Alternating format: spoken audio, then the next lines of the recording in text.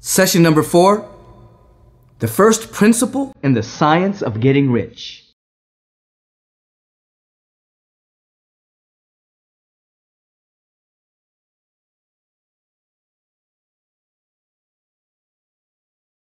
Science of getting rich. Please understand.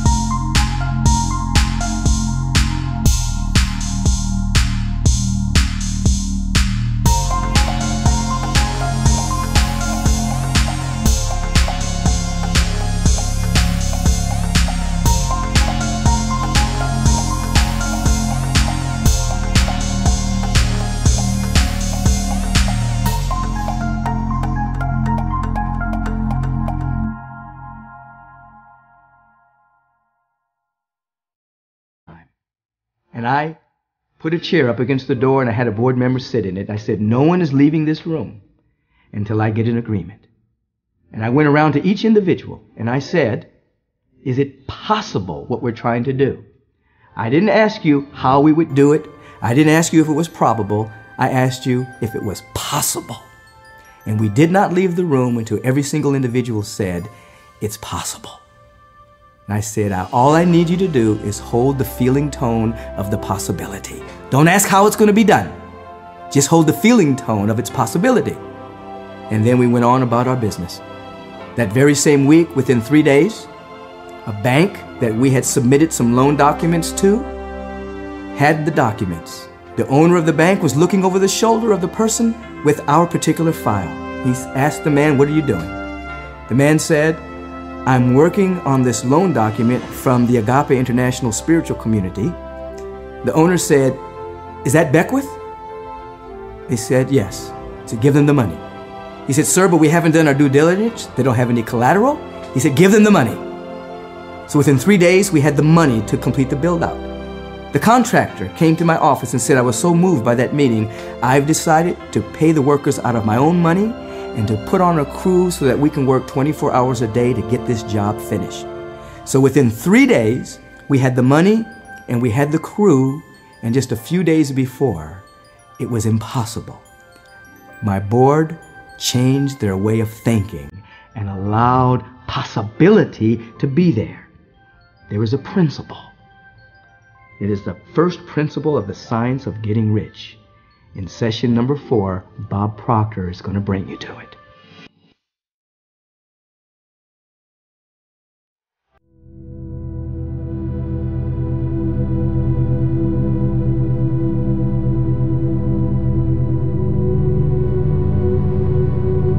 You know, as you go through this session, you're going to find that we have literally been programmed to live from the outside in. And this lesson is going to grab your head and turn it right around, and you're going to live from the inside out. Wattles said, thought is the only power that can produce tangible riches from the formless substance. The stuff from which all things are made is a substance which thinks. A thought of form in this substance produces the form. Original substance moves according to its thoughts. Every form and process you see in nature is the visible expression of a thought in the original substance. As it thinks of a form, it takes that form. As it thinks of a motion, it makes that motion. That is the way all things were created. We live in a thought world, and this world is a part of a thought universe. The original thought of a moving universe first extended throughout the formless substance. The thinking stuff resulting from that thought took the form of systems of planets and continues to maintain that form. Thinking substance takes the form of its thought and moves according to the thought. Holding the idea of a circling system of suns and worlds, it took the form of these bodies and moved them accordingly. Although centuries may be required to do the work, by thinking the form of a slow-growing tree, the formless substance produces the tree. In creating, the formless substance seems to move according to the lines of motion it has established. The thought of an oak tree does not cause the instant formation of a full-grown tree, but it does start in motion the forces which will produce the tree along established lines. What we're dealing with when it comes to our world, that's yours and mine, our own personal world, is thinking. We've got to think. And we're finding that the results we're getting are limited to the thoughts that we're thinking. Now, the only thing that's held you and me back is the awareness of what we're capable of doing. I had a wonderful mentor, Leland Valvanderwall. He used to say, observation is power. Judgment is weakness. We never want to judge another person or another situation. Let's just observe the way it is. And you know, by working with our consciousness, we can become more and more aware. Like the way to fly airplanes has always been here. The thoughts, or the thought stuff that created the thoughts that built the idea that eventually introduced us to New Kingdom, it was always here. The thought stuff that created the thought that built the idea to build the internet and have email and have all the beautiful conveniences that are very commonly accepted today was always here. We had to develop the awareness for doing that. Wattles pointed out to look upon the appearance of poverty will produce corresponding forms in your own mind. Instead, you must hold to the truth there is no poverty, there is only abundance. So as we get involved in the first principle, what we're really getting involved in is awareness. We want to become aware that everything originates in our own mind first and then materializes in our outside world. My old mentor, Val Vanderwall, and I worked with these 7 levels of awareness that I'm going to touch on now. You will find them outlined in the text of this particular program. These levels are animal, mass, aspiration, individual, discipline, experience, and mastery. Now we start out with our animalistic consciousness. We end up with mastery. How do we move from this animalistic state to mastery? Well, first of all, let's take a look at what happens when we're operating on an animalistic state. What does the animal do? The animal reacts. It's fight or flight. What do a lot of people do? A lot of people react. They see something and they react to it. What does the person do that's mastered their life? They respond to it. See, there's a big difference. React or respond. Now, the reaction, it's fight or flight. On responding, it's stop and think. Think and act. There's an enormous difference. Well, when we move away from this animalistic way of life, what do? Well, we fall into another level that we call mass consciousness, and we just go with the crowd. All you have to do is go into any high-rise building in any city in the world today around lunch hour and watch people come pouring out of offices. You could get trampled if you didn't get out of the way. Why do they do it? Well, it's noon. Everybody goes to eat at noon. You'd say, well, are they hungry? No, but it doesn't matter. They eat. It's noon. The masses live by a clock. They don't live by their thoughts. They're controlled by habit. They're controlled by other people. You'll hear people say, well, they can't all be wrong.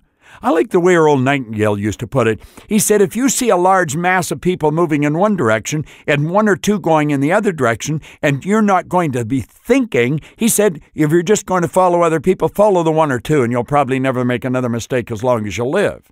The masses historically have always gone in the wrong direction. You just join in and away you go. I remember when I was a young guy, there was a group of fellas that I was hanging around with. They said, we're joining the Navy. Are you coming, Bob? And I said, sure. I'd never given any thought to a boat, let alone a ship. Why did I do that? Well, the other kids were doing it. Why did I do that? Well, as a little kid, you're told, go on outside, be like the rest of the kids. The only thing you couldn't be like. You're a unique individual. But we move into this mass consciousness, and we just move along like herded animals. How do we break out of the mass? Well, I can tell you how I broke out of the mass. I started to read. I started to read books that triggered ideas in my mind of a better way of life. And what happened was I aspired to something better than what I had. You see, we've gone from the animal to the mass to aspiration. And you aspire to be more, to have more, to do more than you've already got. How do we break away from this mass consciousness, from just following the crowd? You move into the third level of awareness, and it's called aspiration. And that's when you become aware that something in you wants you to live a fuller life, wants you to live a richer life, wants you to be more than you are, to do more and to have more. And when that aspiration becomes strong enough, we want to break away. But as we go to break away and move into the fourth level, and that is individual consciousness, that's where we want to express our uniqueness as a human being. I'm going to tell you this. The paradigms, the conditioning is trying to pull us back to the mass. We're worried about what they think. We're concerned with what the other people, what would the neighbors think? And we were programmed to do that as a child. So although the idea is there, we aspire to be more than we are, the mass consciousness is trying to pull us back. How do we step into that fourth level and begin to express our uniqueness as a human being? Well, it's coupled with the fifth level, discipline. And discipline is where you give yourself a command and follow it. This is how you break away from the masses. This is how you begin to express your own uniqueness as a human being. This is when you take the aspiration to move ahead and express your uniqueness and do it. You give yourself a command and follow it. Now, when you do that, the sixth level is ready-made for you. You gain the experience, and that's what learning is all about. Learning is when you consciously entertain an idea, you get emotionally involved in the idea, and you act on the idea, and you change the end result. And it's the change in result, the experience of the change in result that came about because you disciplined yourself. You gave yourself a command and follow it. You followed the aspiration to express your uniqueness. That's what the learning is. And it's when you do that, when you step into that sixth area and you keep experiencing greater things, that you move on to the seventh, and then you begin to master what you're doing. And what do we talk about mastering what we're doing? We stop letting the physical world control us, and we begin to control ourselves. We begin to think, and we let our thoughts guide our world. There's a graphic illustration in your workbook that shows you what happens. The winning way is your starting point in any aspect of life should be thought. But that's not where most people start. Most people start with results. They let their present results lodge in their mind, and those present results then takes them to the next stage, which is thought. The present results are what trigger the thoughts. Those thoughts then produce feelings. Feelings produce action, which produce more of the same results. This is a self-fulfilling cycle of doom. The average individual's mind is busily engaged in a hodgepodge of totally unrelated ideas, the like of which you'd have difficulty finding outside of a common encyclopedia. Their mind is being dazzled through their senses. Order, vision, and focus are near impossible because of the mental state they permit themselves to be in during their waking hours. This is the mass thinking. They don't think. It's mental activity, and they've tricked themselves into believing that mental activity is thinking. These people believe themselves to be a physical thing in a world of things. They're clutched by an unseen enemy. The lack and limitation being expressed in their present results have captured their conscious control. They concentrate all their mental energy on the limited supply, thereby creating more of the same. The only thing that can grow, Emerson said, is the thing you give energy to. Now, if you let the starting point in your life be your present results, I can assure you, as certain as it's going to get dark tonight, that you're going to get more of the same results. If you let your present results fill your consciousness, that's going to dictate the thoughts that you think. Those thoughts are going to set up the vibration that we call feeling. Those feelings are going to move you into action, and the action's going to produce more of the same result. Now, how do we break away from this? Well, that, in fact, my friend, is the first principle, and that's what this lesson is all about. You see, an aware person thinks what they want to think regardless of appearance. The starting point is thought. They've checked the results, they see what they got, and they say, that's not what I want, so then they begin to think. And they build the thoughts of the things they want. That causes the feeling. The feeling produces the action produces the result. They then observe the result, and they make whatever adjustments are necessary in their thinking to improve it again. We have to be very calm of mind if we're going to do this properly. We cannot let the outside world control us. You just cannot do it. We say, know the truth, and the truth will set you free. Well, there's only one thing to be set free from, and that is ignorance. To think what you want to think is to think truth regardless of appearance. James Allen put it very well. He said, calmness of mind is one of the beautiful jewels of wisdom. It is the result of long and patient effort in self-control. Its presence is an indication of ripened experience and of a more than ordinary knowledge of the laws and operations of thought. You become calm in the measure that you understand yourself as a thought-evolved being, for such knowledge necessitates the understanding of others as the result of thought.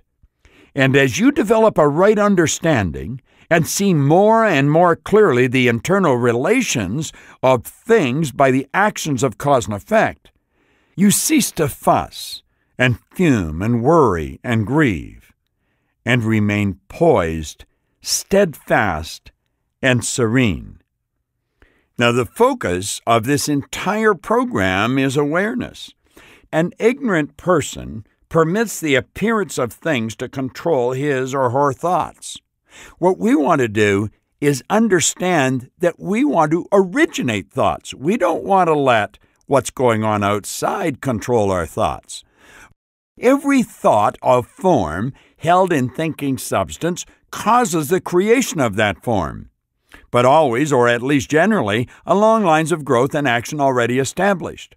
If the thought of a house of a certain construction were impressed upon the formless substance, it might not cause the instant formation of that house, but it would cause the turning of creative energies already working in trade and commerce into such channels as to result in the speedy building of the house. And if there were no existing channels through which the creative energy could work, the house would be formed directly from the primal substance, without waiting for the slow processes of the organic and inorganic world. No thought of form can be impressed upon the original substance without causing the creation of that form. You and I are creative beings. We were created in God's image. We were given creative faculties. Now, the fact that most people never understand that, never develop that, is another thing. We're not most people. We are studying. We're beginning to understand this. We start to see that we have higher faculties. A human being is a thinking center and can originate thought. All the forms that a person fashions with his or her hands must first emerge from thought. An individual cannot shape a thing until that same individual has thought that thing. And so far, the human race has confined its efforts wholly to the work of its hands. It has applied manual labor to the world of forms, seeking to change or modify already existing forms. Our human race has never thought of trying to cause the creation of new forms by impressing thought upon the formless substance. When individuals have a thought form, they take the material from the forms of nature and make an image of that form which is in the mind. They have so far made little or no effort to cooperate with the formless intelligence to work with the Father. They have not dreamed that they can do what they seeth the Father doing. Mankind reshapes and modifies existing forms by manual labor. We have not considered the question of whether we could produce things from the formless substance by communicating our thought to it. I propose that we may do so. To prove that any man or woman may do so and show how, my first step will be to lay down 3 fundamental propositions. First, we assert there is one original formless substance from which all things are made. All the seemingly many elements are only different presentations of one element. What does he mean by that? Well, let's look at it this way. I want you to imagine yourself holding a glass of water. What is your hand made of? Your hand is made of energy. It's a mass of molecules and a high speed of vibration. What's the glass made of? Made of energy. What's in the glass? Water. What's the water made of? Energy. Now, you take and boil that water, and it's not called water anymore. It'll be called steam. It's the same energy, just moving at a different speed. What's the glass made from? Energy. It used to be sand. So what we've really done is alter the molecular structure of the energy, and we turn the sand into glass. Still the same formless stuff. Well, you see, where we have a problem is that thought and energy is one. Thought waves are cosmic waves that penetrate all time and space. First, he said, we assert there is one original formless substance, and from which all things are made. Well, where does everything start? It starts in thought. What's thought? Thought's energy. Think of it. Thought waves are cosmic waves that penetrate all time and space. Do you know that thought would make the laser beam look puny? All the seemingly many elements are only different presentations of one element. All the many forms found in organic and inorganic nature are only different shapes made from the same stuff. And this stuff is thinking stuff. A thought held in it produces the form of the thought. Thought in thinking substance produces shapes. A human being is a thinking center, capable of original thought. Do you know that the one point all great leaders have agreed on, they've disagreed on virtually everything else, is that you and I become what we think about? That was the foundation of Earl Nightingale's strangest secret record. First recording that outside of the entertainment industry that sold over 1 million copies. And if you haven't listened to it, I'd suggest you go to the Nightingale Conant Corporation and buy it. It's incredible. 40 minutes of the best philosophy you're ever going to hear. And they're saying the same thing here. Thought in substance produces shapes. A human being is a thinking center, capable of original thought. That means you are a thinking center. You're the center of thought.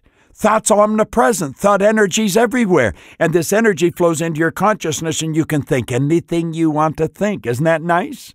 And thought is the preamble to everything. Do you want to live a richer life? Start to think of a richer life. Do you want to live in a healthier body? Start thinking of a healthier body. Do you want to have more meaningful relationships? Start thinking of more meaningful relationships. If any one of us can communicate our thought to original substance, we can cause the creation or formation of the thing we think about. That's a huge idea. That's essentially what I did almost a half a century ago. Here I was broke, I was unhappy, I was sick. And I met a man that provoked me to look at that, look at the results I was getting, and he got me to admit I don't like these results. He said, quit thinking about those results. Start to think of what you want. Now, let me just share part of the syllabus of this with you from Wattles. There is a thinking stuff from which all things are made, and which, in its original state, permeates, penetrates, and fills the inner spaces of the universe. A thought in this substance produces a thing that is imaged by the thought. You can form things in your thought, and by impressing your thought upon formless substance, can cause the thing you think about to be created. I love that. I just absolutely love it. I can prove these statements by both logic and experience. Reasoning back from the phenomena of form and thought, I come to one original thinking substance. And reasoning forward from this thinking substance, I come to the individual's power to cause the formation of the thing one thinks about. Don't just treat this as something you're listening to. Really think about what you're hearing. It's how everything happens. Where do you think the garments that you have on your back right now came from? Somebody thought them. We call them designers. And then we made them. Where do you think your automobile came from? Someone thought about it. Henry Ford built the first V8 engine. He called his engineers in and told them to build it. They went away and come back and said it can't be done. Now, he was the guy that was signing the check. He said, go away and do it. They come back about 6 months later and said it can't be done. He said, go away and do it. Henry Ford had an innate awareness. If he could see it in his mind, he could do it. He understood the secret. That's what the secret is. If you can build the image in your mind and hold it, you will attract all that's required for the manifestation of it. Now, by experiment, I find this reasoning to be true. And this is my strongest proof. If one person using this program gets rich by doing what you're hearing, that is evidence in support of my claim. Well, I've done that. I've done exactly what Wallace Wattles said, and I'm earning millions of dollars. Here's a guy, no formal education, no business experience, but he's earning millions of dollars. How? Doing what I'm sharing with you here. Furthermore, if every person who does what I say to do gets rich, that is positive proof until someone goes through the process and fails. The theory is true until the process fails. And this process will not fail because every person who does exactly what I say to do will get rich. I have said that an individual gets rich by doing things in a certain way. In order to do so, you must become able to think in a certain way. Your way of doing things is the direct result of the way you think about things. To do things in a way you want to do them, you will have to acquire the ability to think the way you want to think. This is the first step toward getting rich. To think what you want to think is to think truth regardless of appearances. You could very easily skip over that. I don't want you to. I want you to really mentally play with what I've just said. To do things in a way you want to do them, you will have to acquire the ability to think the way you want to think. In other words, if you want to live an opulent lifestyle, you're going to have to think that way. If you want to earn many times what you're earning without working hard, you're going to have to think that way. And you see, this is the first step toward getting rich. To think what you want to think is to think truth regardless of appearances. What Wattles is really saying is quit letting your physical world control your higher world. Do you know, if you were working with electricity, you always work from a higher to a lower potential. You never work the other way. Why is it in life we work from a lower to a higher potential? Well, if you think about it for a while, it'll become obvious. We've been programmed to do that. As little kids, the parent will say, will you listen to what I'm telling you? Will you look at this? Always the attention is brought to bear on the outside world, never on the inside world. If we would quietly move towards the little person and say, what do you see in your mind? What are you looking at? And encourage them to talk to you about the pictures that are going on in their mind. they would live in a much different world. Now let's go back to Wallace Wattles' words. He said, "You have the natural and inherent power to think what you want to think, but it requires far more effort to do so than it does to think the thoughts which are suggested by appearances." To think according to appearances is easy. To think truth regardless of appearances is laborious and requires the expenditure of more power than any other work you have to perform. Let me give you an example. Let's suppose you're in sales, and your previous month's sales were all fairly low. Are you going to let your previous results control your thinking about what's going to happen this month? Or are you going to originate new thoughts? Let's take a look at the bank account. The bank account is very low. Do you let the bank account dictate your state of wealth, or are you going to think your own thoughts? Wattles went on to say there is no labor from which most people shrink as they do from that of sustained and consecutive thought. It is the hardest work in the world. Do you know, Earl Nightingale was an absolutely brilliant man. He was my boss, my mentor. I worked with Earl for 5 years. He used to say if most people said what they were thinking, they would be speechless. And you know, people would laugh at that. They'd say, well, everybody thinks. Everybody does not think. Most people do not think. Mental activity does not constitute thinking.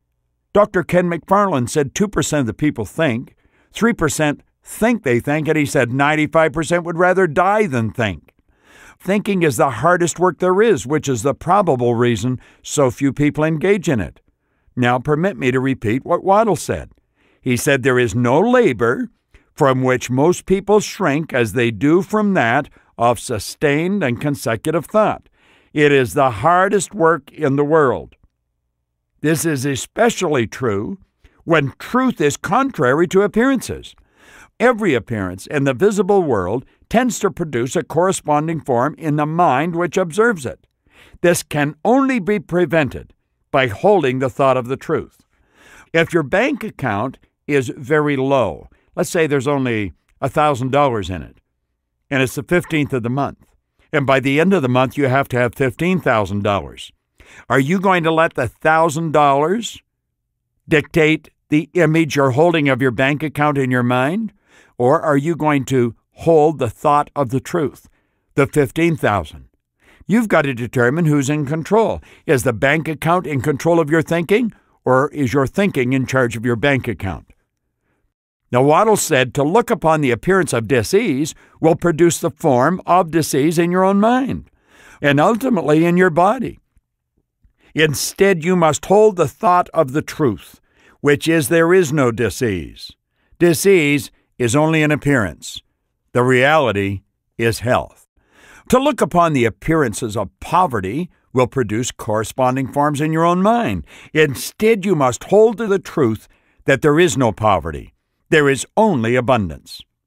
It requires power to think health when surrounded by the appearance of disease, or to think riches when in the midst of the appearances of poverty. But when you acquire this power, you become a mastermind. You can conquer fate, and you can have what you want. You might want to mentally go back to those 7 levels of awareness.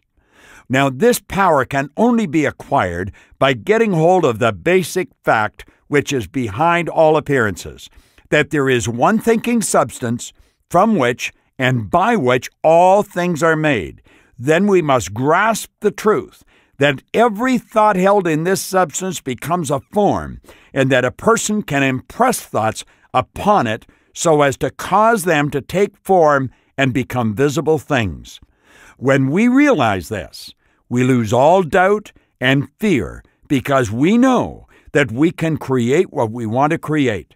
We can get what we want to have and can become what we want to be.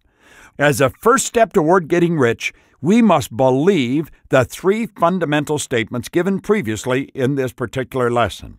In order to emphasize them, I want to repeat them here. Now, this is part of Wattles' syllabus. He said there is a thinking stuff from which all things are made, and which, in its original state, permeates, penetrates, and fills the inner spaces of the universe. A thought in this substance produces the thing that is imaged by the thought. You can form things in your thought, and by impressing thought upon formless substance, you can cause the thing you think about to be created. I absolutely love the syllabus. I really do. I'm going to repeat it. There is a thinking stuff from which all things are made, and which in its original state permeates, penetrates, and fills the inner spaces of the universe. A thought in this substance produces the thing that is imaged by the thought. You can form things in your thought, and by impressing thought upon formless substance, you can cause the thing you think about to be created. You can visualize a relationship in your mind that you don't now have. You can build the thoughts. I guarantee you that relationship will walk right into your life. You can see abundance. You can see wealth in your mind, and I guarantee you it will walk right into your life. Everything you want, you can visualize your company being the way you want it to be. Give those thoughts to the universe, it will move into form. Wattles said you must lay aside all other concepts of the universe than this monistic one. You must dwell upon this until it is fixed in your mind and has become your habitual thought. Read these creed statements over and over again. Fix every word upon your memory and meditate upon them until you firmly believe what they say. If a doubt comes to you, cast it aside as a sin. Do not listen to arguments against this idea. Do not go to churches or lectures where a contrary concept of things is taught or preached. Do not read magazines or books which teach a different idea. If you get mixed up in your faith, all of your efforts will be in vain. Do not ask why these things are true, nor speculate on how they can be true. Simply take them on trust. The science of getting rich begins with the absolute acceptance of this faith. Do you know the truth is that all religions teach this? Every religion teach you that you are created in God's image, you've been given creative faculties, and you're capable of doing great work.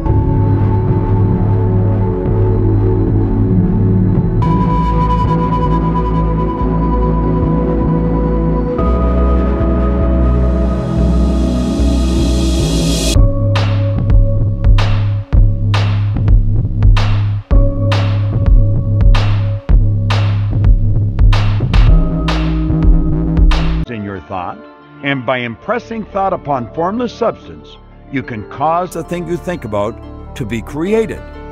Memorize that. Repeat it often. Now let me ask you, do you understand it? Do you believe it? How can it be proved? They're interesting questions. Do you understand it? Do you believe it? How can it be proved? Now here's another one. What is the basic fact behind all appearances? These questions are quite important. You might want to discuss them with a business associate or a loved one. Here's the fifth question.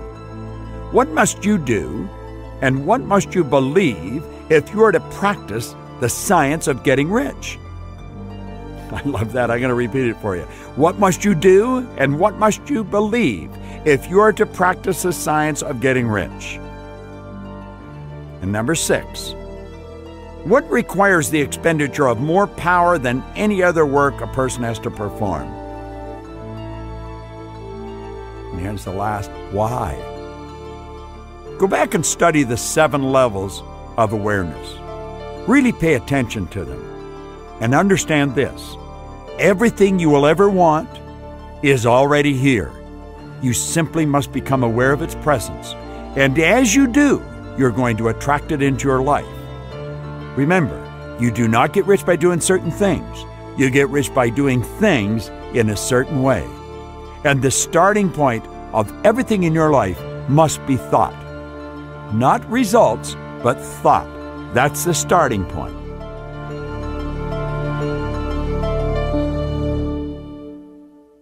Now, to bring this lesson to a close, let's think about it. The first principle in the science of getting rich. Getting rich is the result of doing things in a certain way. Wattles' syllabus is a beauty. There is a thinking stuff from which all things are made, and which, in its original state, permeates, penetrates, and fills the inner spaces of the universe. A thought in this substance produces a thing that is imaged by the thought. You can form things in your thought, and by impressing your thought upon formless substance, you can cause the thing you think about to be created. I want to suggest at this point, in the secret science of getting rich, that you sit down and ask yourself, how do you feel about this syllabus? How do you feel about what Mr. Wattles is sharing with us? I'm going to ask you to write that out. Make a written declaration about how you feel about this so far. And then look forward to the rest of the program. This is Bob Proctor, and thank you.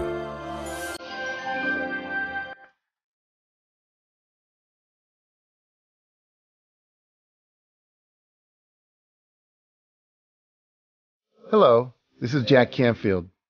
As we all listen to Bob Proctor cover the first principle in the secret science of getting rich, it's pretty obvious that he feels it's one of the most important lessons in setting up an attractive force for good in our lives. And I agree with him 100%. I feel very fortunate that I learned this lesson as a very young man from my mentor, W. Clement Stone. And I have not only been rewarded with great wealth, but through the proper use of this lesson, I have created abundance in all areas of my life. Fabulous friends like Bob Proctor and Michael Beckwith, Rhonda Byrne and Mark Victor Hansen, Lisa Nichols and John Gray, and so many others. I've created fabulous health, great vacations, incredible kids, and never-ending opportunities to contribute and make a huge difference in the world. To quote Wallace Wattles, an individual gets rich by doing things in a certain way. In order to do so, a person must become able to think in a certain way. A person's way of doing things is the direct result of the way he thinks about things. To do things in the way you want to do them, you have to acquire the ability to think of what you want to think about. This is the first step toward getting rich, my friends. Now, Wallace Wattles goes on to point out this. He says, you have the natural and inherent power to think what you want to think, but it requires more effort to do so than to think the thoughts that are suggested by appearances. You see, it's easy to think about the way things are. All you have to do is observe them. But it takes focus, intention, and concentration to think about the things the way you want them to be. You see, what Wattles is saying here is that when you think according to what you see around you, the current appearance of things, what you see as your results right now, it's easy to keep thinking that way. I mean, how in the world do you expect to get yourself out of this current result? You don't know how it's going to change, so how can you think of it actually happening? It's true. Thinking your way out of your current result does take work. In fact, Wallace Wattles said the same thing when he wrote, "To think truth regardless of appearance is laborious and requires the expenditure of more power than any other work a person has to perform. But the key is, it can be done, and you can learn to do it."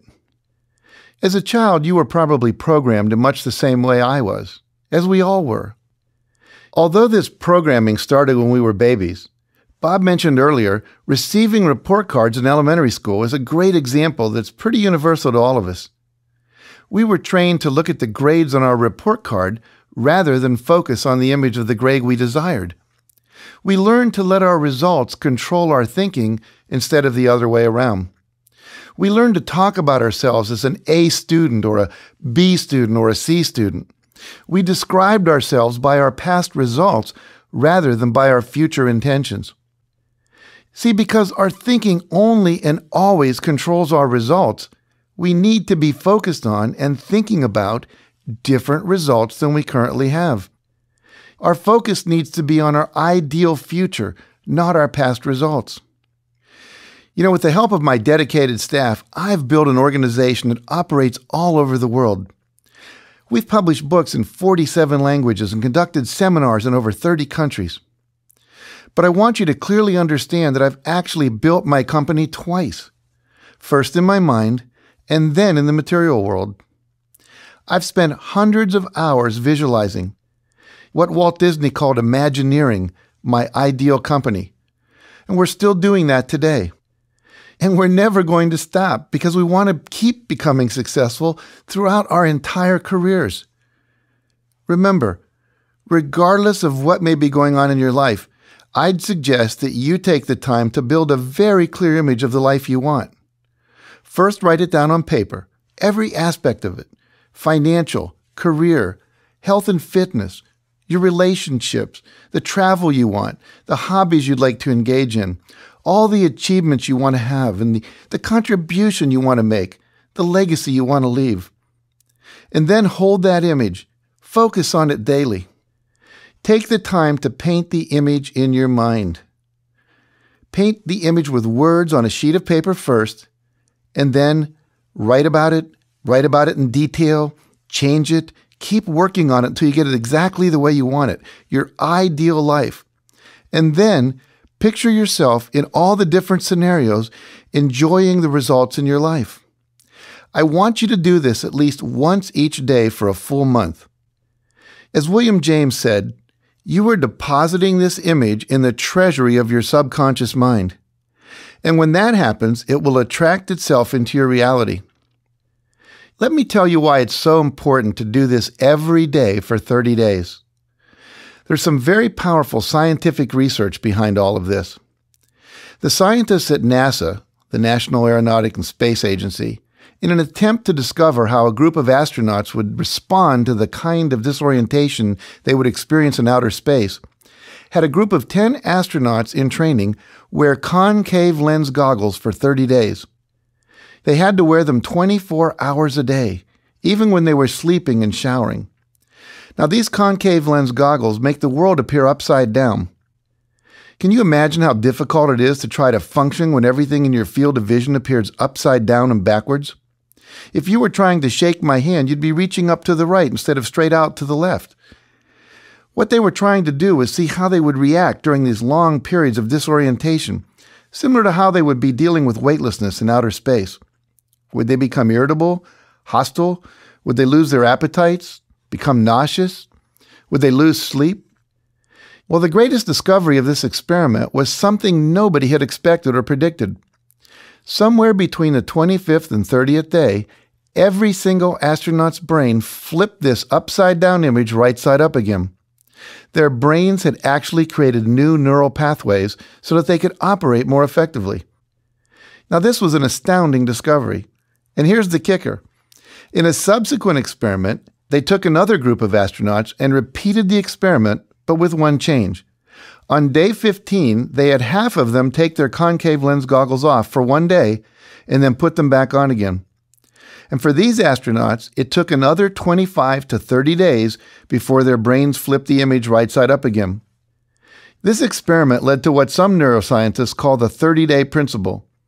It takes 30 days in a row to rewire the brain, to change an old habit of thought, to change a belief, or to install a new pattern of behavior, to reprogram the reticular activating system in your brain.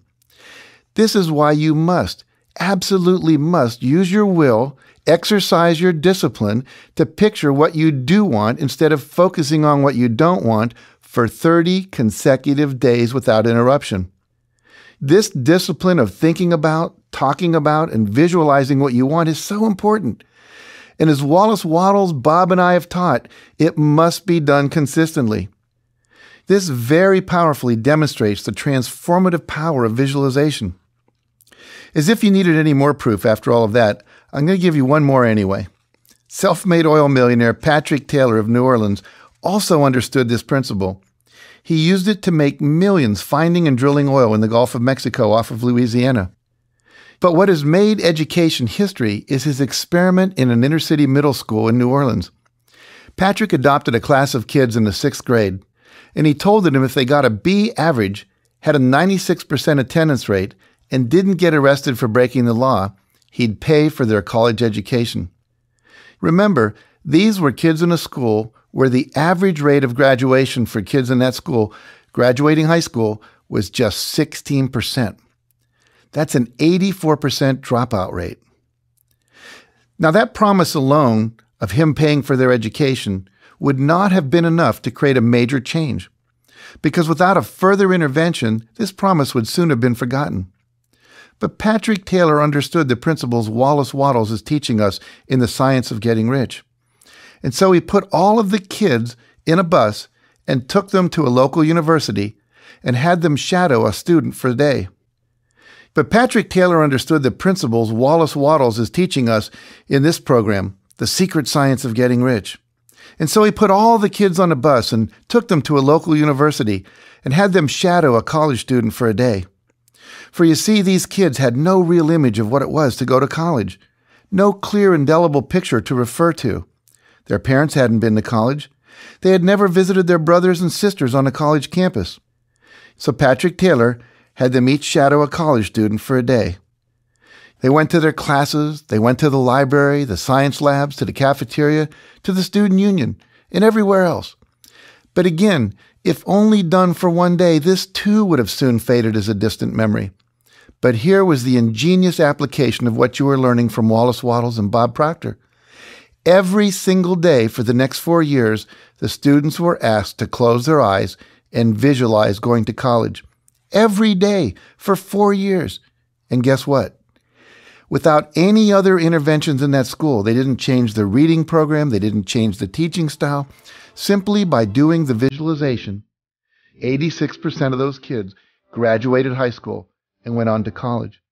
They had a clear image they believed in, a future they could vividly picture in their mind's eye. It was conceivable, believable, and through the daily discipline of visualization, it became achievable.